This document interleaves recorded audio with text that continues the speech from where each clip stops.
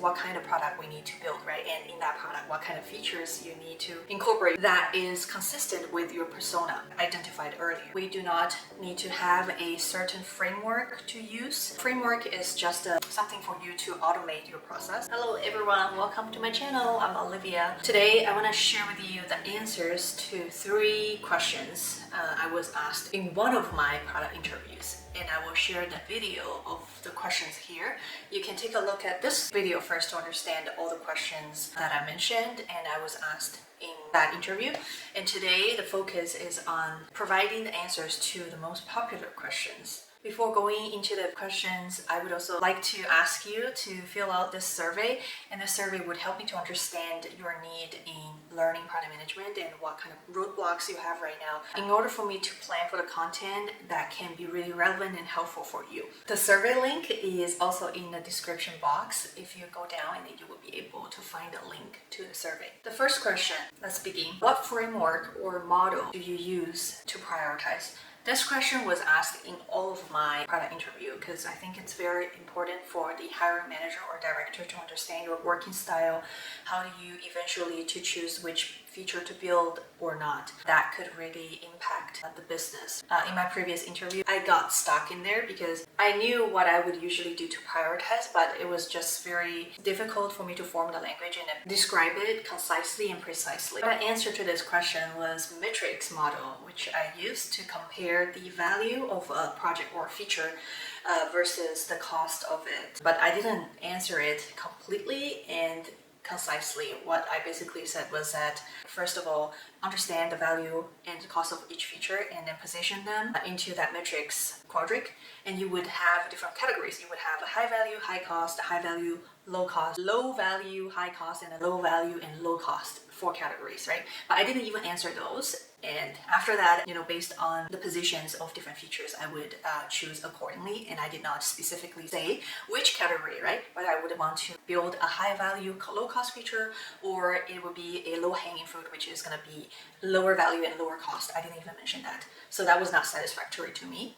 And after talking with my mentor, she mentioned that we do not need to have a certain framework to use. Framework is just something for you to automate your process, but you don't necessarily have to follow it. You really have to assess your company's situation and maybe customize the framework or create a framework of your own for the company's sake, right? For example, if the matrix framework, right, contains only the value and the cost of a project, but sometimes you also have to consider the stakeholder request, right? Urgency. If it's a request coming from a senior management or executive CEO, you wouldn't say, because it's a low value or it's a very high cost project and I'm not going to build it. So then really you need to think about your company's situation and then use the framework accordingly. So what my mentor and I eventually agree on answering this question is to pick 1 or 2 frameworks that you have used or you are very familiar with and mention that to the hiring manager. I've been using RICE model, or I've been using the value matrix model, and explain to them what they are pretty concisely, but have to be very clear. And then you bring that framework into your own situation and then tell them that what you have used it for and how you used it. And here's an example. To explain RICE, right, I have to say that R stands for reach, I stands for impact, C stands for confidence, and E stands for effort. So explain what each letter means, and then you can tell the hiring manager. Usually when I do my prioritization, I would take the requests from different stakeholders and summarize them, categorize all the requests, and make sure that they have measurable goals so that you can actually rank them by the project's relevance to the company's KPI or OKRs or goals.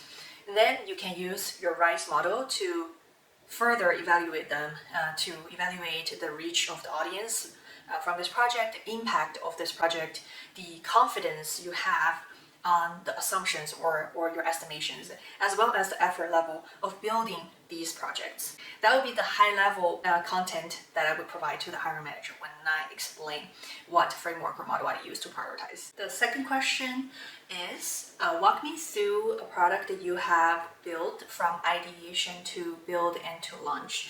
This question was also asked in almost all of my interview questions, and I think this is a question I would ask an interviewee if one day I have to hire a product manager as well. From the candidate's description, you could understand this person's communication style and also what exactly this person had done to the product and whether they have a certain level of product knowledge or not. What I have answered to this question was very messy because the amount of tasks or exercises we have done for this project were immense. It was 1 year project and I basically mentioned all of the small tasks that we have done to this product. For example, we did our user research to understand user needs and then to identify persona, did the company's business assessment so we understand the internal resources, competitive landscape, and blah blah blah. We have also done, technical assessment to understand what kind of emerging technologies could help to build this product, cybersecurity analysis to identify the risks that we could encounter, and eventually we moved into building a product using Figma to do the design and then building the product. And later we did our go-to-market plan or product market fit assessment and growth product strategy, all of that. And it just became endless and I got really awkward after answering this question because I did not know what was the focus point of this answer. To best answer this question, in my opinion, is first understand what phases do we need to build a product, right? I think each product manager's working style is different, their way of building the roadmap. So for some product manager, it could be ideation to research, to build, test, and launch. And for other product managers, it could be, ideation and creating strategies and software development lifecycle. You have to go through all of that, and eventually you can work on the go-to-market plan. So it depends on different person or candidate's situation. You have to think that through before going into your interview and have an answer in your mind first. But for me though, I would go with the latter, which is the ideation, creating strategy, go through the software development lifecycle, and then finalize the go-to-market plan, and then we do the testing later. To be more specific, under each category or phase of building the product, right? Ideation is where we're going to collect our ideas, whether it's self-generated or it's coming from another stakeholder, another department or team.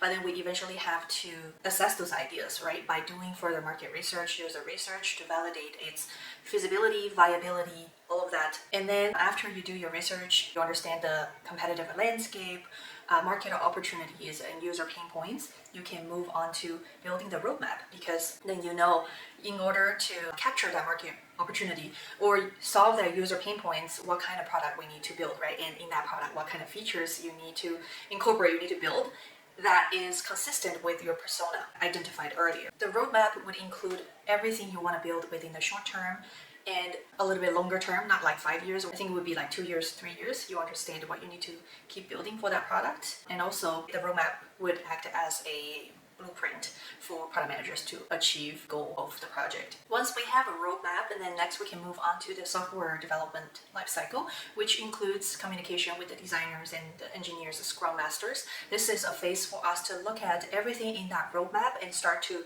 evaluate the velocity points of each feature, right? How long you need to build those features and the requirements of design and development, as well as, like putting everything in the PRD, documenting everything. Most importantly, writing the user story for each feature, and you can have them in your PRD first. And the last part is definitely go-to-market plan.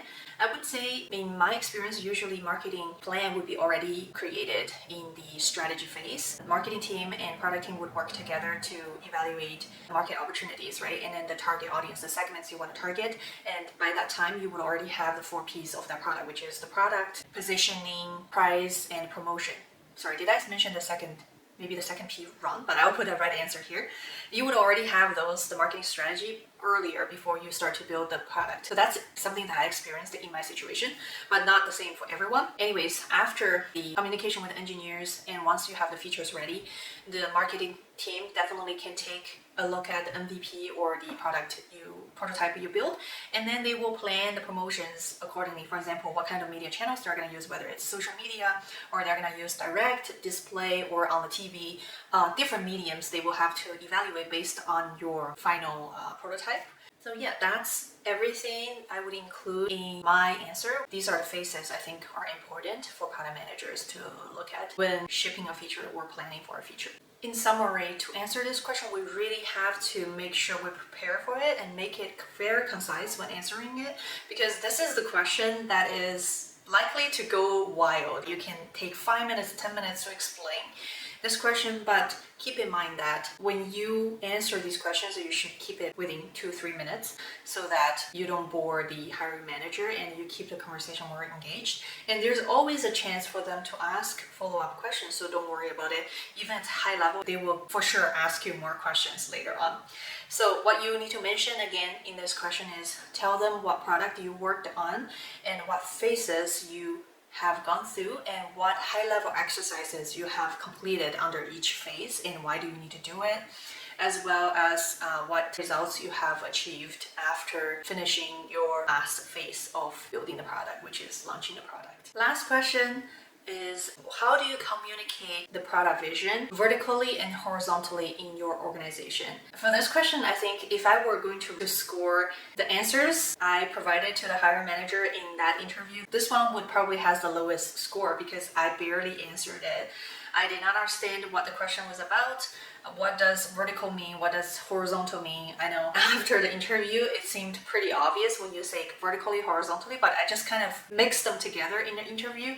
And I did not ask the question to get clarification. When I talked with my mentor about the situation, and she said, when you feel confused or you don't understand a question, you should definitely ask the interviewers for clarification.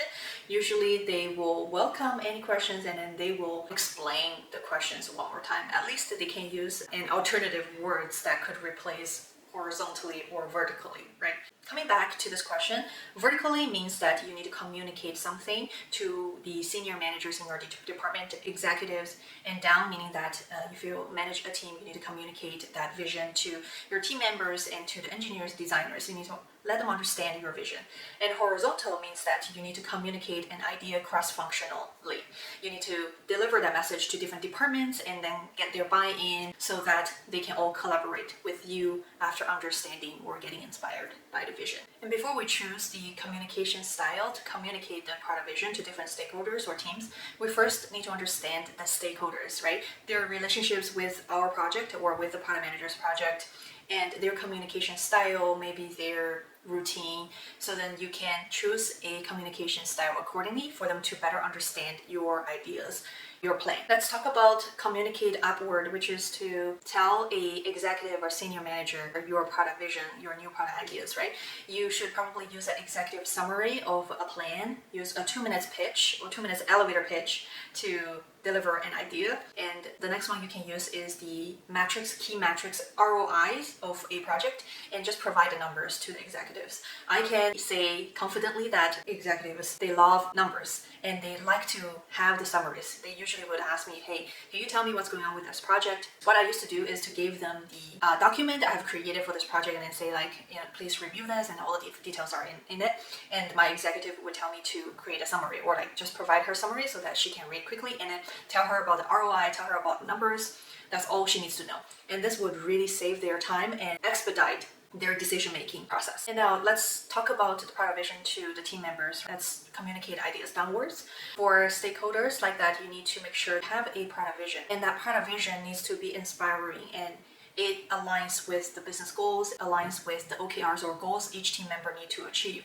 So I think they're more likely to be motivated because that's also relevant to their personal performance. And the document you can use to communicate that would be first product vision, product strategy, and the roadmap would also be very helpful, which includes each milestones that we need to hit and the metrics we can measure against those milestones. Lastly, when we communicate a product vision horizontally, we need to make sure that we book the regular touch points or meetings on a regular cadence with those stakeholders so that there's enough time for them to understand the project and then also make sure that there is time for them to ask follow-up questions. Not just one meeting, finish everything, and then they leave with a bunch of questions unanswered. So we need to make sure that we have a few sessions ready for those stakeholders to solve their concerns and to get their buy-in. Another important element in this communication is to have an integrated roadmap. That roadmap could indicate the same OKRs we're all trying to achieve and make sure that we consider the other department's OKRs and goals they are going to hit, make sure that we have a common goal,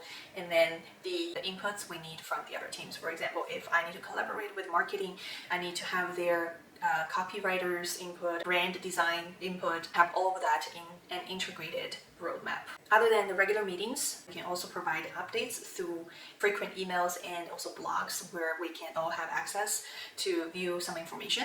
So it's important to keep the stakeholders informed on each phase of the project, each milestone of the project. This is a way to get them involved, and this is a way to build a long-term relationship, because other than one project, once that one project is done, you might need more of their inputs in the future projects. So we need to keep in mind to build a good relationship with the stakeholders all the time. That's all the questions I want to include in this video, and I think this video is still pretty long. I will consider to create more videos like this with different questions going forward.